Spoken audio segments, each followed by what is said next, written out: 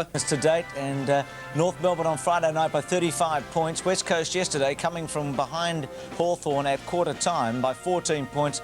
Fitzroy by 19 points over Carlton, and the Saints were the biggest winners so far in the round by 49 points despite a big finish by Richmond at the MCG. Now it's time to check the CUB AFL ladder. Not much change in the ladder. Carlton have slipped down a spot. West Coast have gone up. Fitzroy and Hawthorn have just swapped around, and so has Richmond and North Melbourne. Today, 2 plays 11, 9 plays 10, and the big game, 1 against 4. Footscray up against Collingwood. As we go to the highlights from the weekend or the round so far, John Longmire's 7. Here's Lockett, who was in spectacular form. Dacos would have been happy with that one. He kicked 7 goals. In the first half and then went off, and we'll check with Scotty too on his injury situation. He looked as if he might challenge his own personal best of 15 goals. One man who did kick a personal best yesterday was Stewie Lowe with his 8, and he's one of the favourites for the Brownlow medal, no question about that. He's having a spectacular year, and with Lockett and Lowe, they've got something quite special. What's the latest with Chris Mew, Scott? Well, very upset he is, and is at home. He didn't have the x-rays last night, but he's feeling very, very crook this morning. X-rays will be taken on his back this week. It does look like he's chipped a bone in his back, and he could be out for some weeks. Hawthorn sort of aren't happy about it. They feel that it was a bad loss for them yesterday, losing him at that particular stage, and he's feeling very, very sore. And of course, they've got more problems on their plate with Gary Ayres, who apparently has been carrying an Achilles strain for several weeks now and sort of battling through it. It got so bad yesterday that they had to declare that it was an injury, and he'll be missing too. So their ranks are getting a little bit thin out there at Glenferrie Oval. Jim Mew and Ayres between them have played in a lot of premierships, but there's a real story out of it. A little bit of a bombshell for Sportsworld today. Hawthorn told us today that Chris Whitman had resigned from the club. He didn't appear at Waverley yesterday. Actually, he went into the Hawthorn management on Friday afternoon, apparently, and told them that he was unavailable to play with the seconds. Of course, he is a senior player with a good record, 2 premierships under his belt, Bruce. And it's a shock to the Hawks at this stage of the year. And I should imagine there'll be a lot of talking going on at Glenferrie Oval over the next week to try and persuade him to get back. But at this stage, he's resigned as a Hawthorn player. A very big shock. Yeah, big story there, Scotty. Now, Tony Lockett, do you think he'll play this week? Because in the past, the Saints have been pretty confident he'd play, and he hasn't been able to front up. That's right. I was at the ground yesterday, and we all was very surprised when he sat on the interchange bench at half-time, didn't come back. There was a slight limp. They say it's a slight hamstring high on the leg. You can never really tell because they do keep Tony's injuries a closely guarded secret down there at Moorabbin. But obviously something's wrong. So let's hope he can get right, because we don't not only need him for StKilda, but Victoria in a week or two as well. Now, what's this about umpires and videos and an extra umpire? What's going on there? They're keeping secret videos down at AFL House about free kicks that occur in the forward line, Bruce, where the umpire is not on duty. And this is all to do with gathering evidence towards their big lobbying campaign to get a third umpire into the field next year. Apparently there's been a lot of sort of segments looked at and pinpointed, and all this is going to be given to the league at the end of the year. So I think 3 umpires is on its way, mate. OK, StKilda, what's happening with Moorabbin? Yes, they meet on Monday night, the StKilda Council, to look at that big $40 million project down there. I think it'll be nay, Your Honour, at the vote. But I've got a suggestion that or an indication that they may say, look, in 5 years' time, we're going to build a big sporting complex down at Moorabbin. That won't suffice as far as the dissidents are concerned. They'll go for the vote on July 13. What's the latest with Barry Mitchell? Barry Mitchell, legal manoeuvrings are still going on, Bruce. Now, we don't know what's going on with the court situation. I've just got a feeling that a compromise could be reached over the next couple of days. Maybe a re-hearing of the tribunal, who knows? Well, Scotty, you've been in good form lately. We've got a patch on the back, Dacos and Whitman today, and during the week on Wednesday in one of the Victorian papers, they had the headlines concerning the restriction of numbers of players in the State of Origin, the Cats Big V beef, which you broke here on the Sunday before. That's exactly right. What about the Essendon calendar? Well, the West Coast Eagles have got their calendar, and Essendon have brought theirs out. Bombers after 5. It's going to cause a sensation. I know a couple of the girlfriends aren't too pleased about their footballers appearing with other models on their arms, but it's a beautiful calendar. I'll just show another one if I can, Bruce. It's a... no Tim Watson, no retired players. No, Tim's too old. This is Gavin Wanganeen, and he looks very, very handsome in his dinner suit. Good on you, Scotty. A must for all Essendon fans at Kilda. Keep punching, mate. You've done very well. Good on you, mate. Gee, Chris Whitman resigning from Hawthorn. We take a break, the panel after this. Reincarnated. In what way? Well, in 1903, when the league was at its best, they decided that they would have a game up in Sydney. They were far-thinking then. And just to show what they did in those days and how they could shift the game, it was supposed to be played at Geelong. There was a rail strike, so they didn't play it. So Geelong, they made the game the next Saturday in Sydney. But Geelong went on the Tuesday, played Albury on the Thursday, played the game on Sydney on the Saturday, played Rutherglen on the way back, and then played Fitzroy the following Saturday. It got beaten. I think they were a bit overtrained in 1903, Ron. So the far-thinking thing is, I can look at you, that grey hair and everything. It's just what they were in 1903, and they wore moustaches. I've never heard such drivel all my life. Thank you, Bobby, for that. Getting on to something modern, it's going to happen this afternoon at the G. It's going to be the old-fashioned clash of the ruckman. Isn't it good to see two young kids, Damien Monkhurst and Scott Wind? Footscray versus Collingwood. It is often with a line across the centre so they can't hit one another. Ron. It's rarely these days that we have to see a much anticipated ruck clash, and I reckon we've got one today. Now, Ron, you don't know this, but you've figured prominently in the most famous newspaper in the world this week, the London Times. There's an article there, Simon Barnes has written it, who's one of their top journalists, who talks about Robert Zabika from Western Australia, who couldn't play cricket, so he decided to play soccer.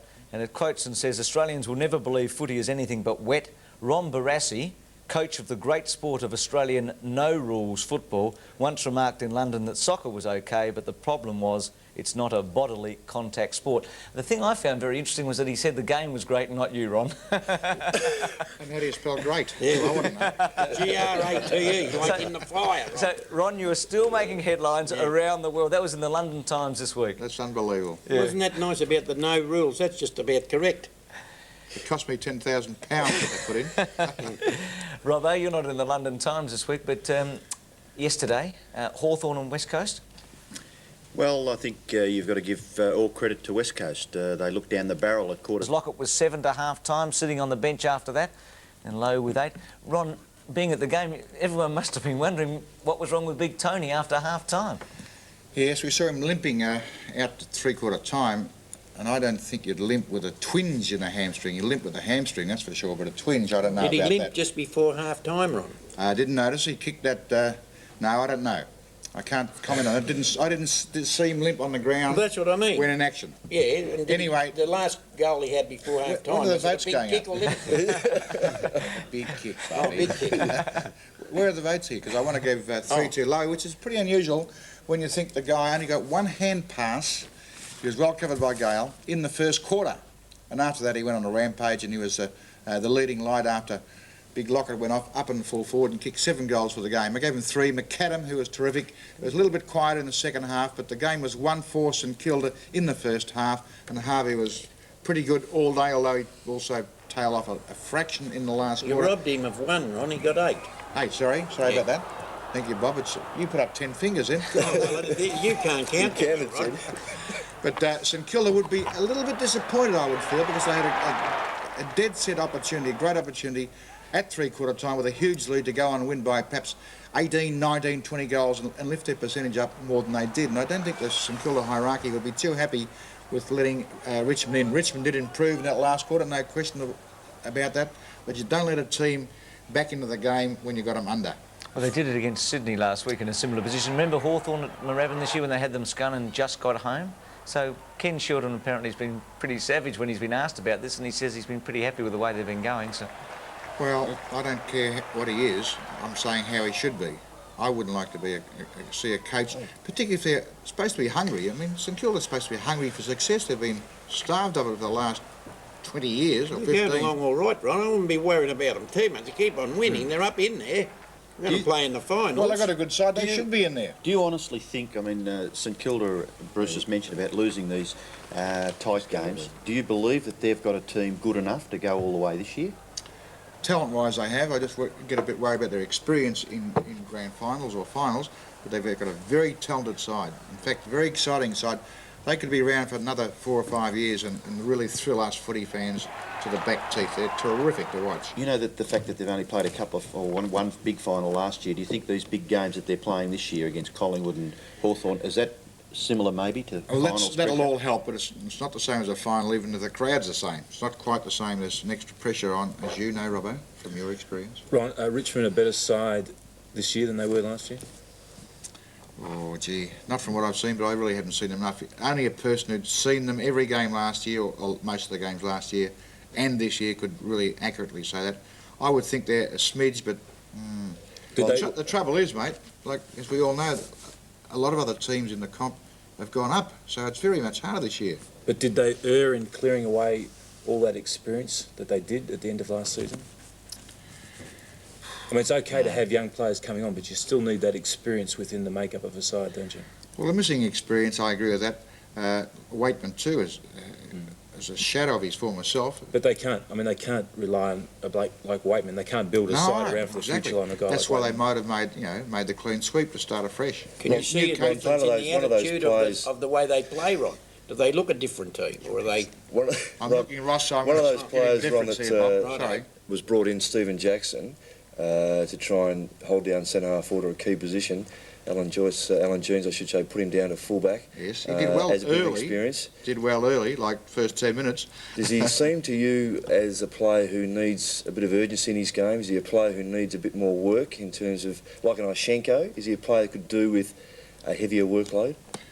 Well, he needs to play with more intensity. I think that's what you're getting at. But I think that's the case with a lot of Western Australian players, because they're just not used to that. And some can pick up, as a lot of the Eagles, for instance, have, picked up the urgency of the increased competition, and some have difficulty with it.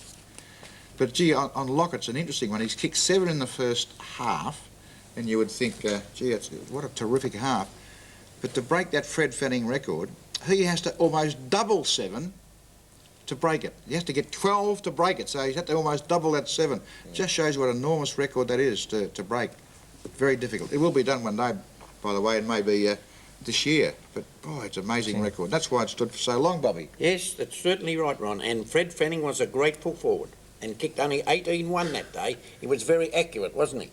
That particular I think day. it was that day. Yes, 18-1. I mean, they're not going to kick that. Was anyone there? Yes, I was there. They were there. I was there as a kid. I was there as a kid. No, anyone here there? No, Ron was there. I was there. Against Fred Fanning? Oh, you mean playing? No. Robbo, weren't you there?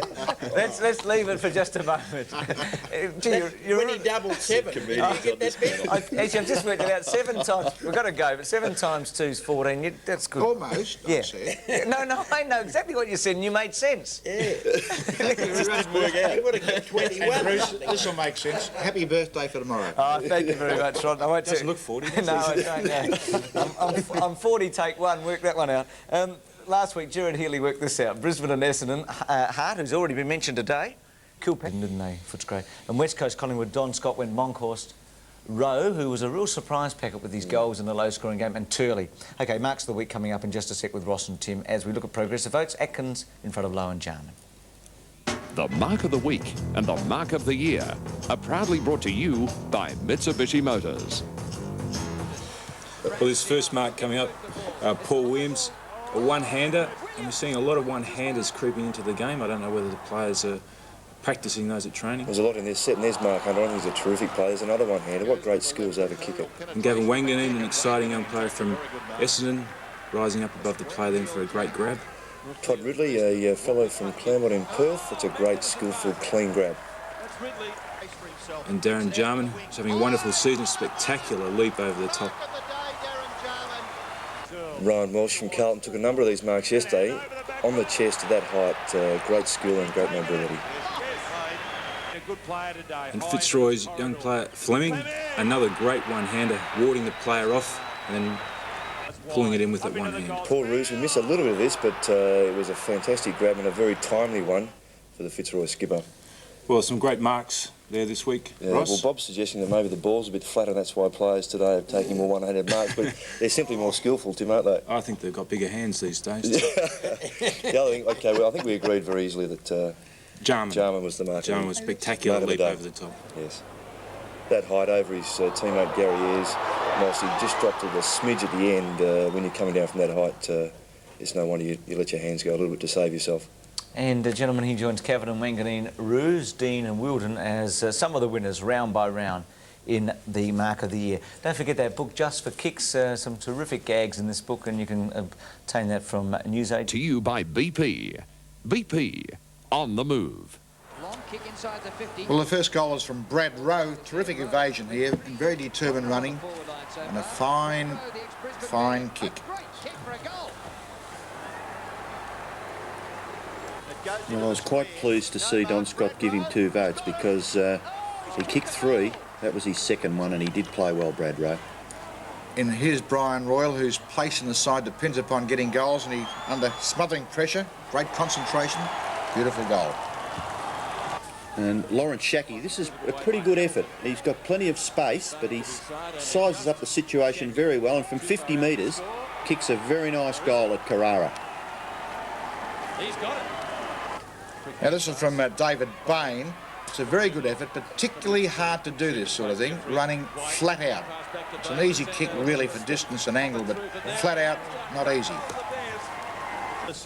Dean McRae does quite nicely here, nearly loses his balance, receives the hand pass back, and from about 40 metres, gets the distance quite nicely, and Gerard Healy was pleased with that. Yes, well, Matt played here. I think he thinks he's out of the action, realises it's there, recovers well, regulation snap after that. I think this is an example of how Peter Simich's confidence will increase with a couple more games under his belt, gathering that ball on the half volley and kicking it 35 to 40 metres. Lovely goal. A very good goal here by Peter Matera. Very unusual to see tackles by Collins and Ayres fail like it did there. And I think this is an example of the determination of Fitzroy that won out yesterday against Carlton. Have a look at Michael Gale here. Very, very well done, and finished it off beautifully. And here's Marcus Seacamp. A pretty good effort here. Very good kick on the run. And if Tony Lockett has done his hamstring, maybe this stretch here could have had a lot to do with it. Well, yeah, well, it was Pele at his best there, wasn't it? Terrific stuff by Tony Lockett. But, yes, but we gave it a Gale. Well, you were the good judge this morning. You got in first. And I agreed. But well, we gave it a go because such a lot of effort put into this goal. He's had contact. He's pushed people off. He's spun around. There he goes. Pushed the man off. Has the bounce. I mean, there's almost everything in that. And the kickers are pretty good as well. So what more could you want in goal, ball getting and goal getting? And his All-Australian dad would be thrilled. It looked outstanding, didn't it? Goals of the week, Gale joins Mensch, Kemp, Kickett, Dacos and Derek Kickett as some of the winners. Now, progressively, Dunstall's at 91, and you'd have to say the 150 if he stays fit is under threat for sure. Lockett's having a tremendous season despite his injury problems with 76. They're dominating, 91 and 76, and John Longmire's up to 44 in the progress. Bobby, we haven't got a lot of time, but what about the selections for the day? The biggest match is Footscray and Collingwood. I like Footscray to win there. I like Geelong to win in Sydney, and I think that Adelaide will beat Essendon over at Football Park. Ron, what about you? Yes, I think the Scraggers will be a very tight one, that. And Geelong, you can toss the other one up, right up in the air for mine. OK, well, you were right last week. You said there'd be an upset. You weren't too sure where it would come from. Collingwood beat West Coast. Yeah, I just felt it in my bones. What about you, Robbo, today? Oh, Collingwood in a close game. I think Geelong will win quite comfortably, and I feel Essendon can beat Adelaide over there. Well, Tim, if Essendon do win, they're in with a bit of a chance because they'll be right up there with Hawthorn and just behind Fitzroy. Well, I think Essendon win today. I think they're playing for their season today, and I think Footscray will be too good for Collingwood. I'm very impressed with Footscray this year, and I think that Geelong will be far too good for the Swans. Ross? Yeah, Geelong, Essendon and Footscray. OK, Geelong, Essendon and Footscray from Ross Glendinning. It should be a tremendous match today at the MCG. Ron, I almost feel like you wanted to say something then. No, I'm looking forward to this. It's going to be a fantastic game. They've had a lot of big matches, Collingwood, in the last few weeks. It seems to be every week they're involved in a major game, isn't it? They keep coming back. Kelly will be a blow. And full marks to those who put on the match last Sunday, the 40 players. Yes. It was just terrific for the game. It was. I mean, the fact that Collingwood could come back, I mean, West Coast would have been disappointed that they'd let them back in. I just doubt a little bit, Bruce, the Collingwood ability to kick enough goals to win the game. Look at the Footscray forward line. They are playing very, very well. If Collingwood does come back in, make all the difference. Well, we'll know at about 5 o'clock tonight. Thanks, gentlemen. We'll take a break. Brooke joins us.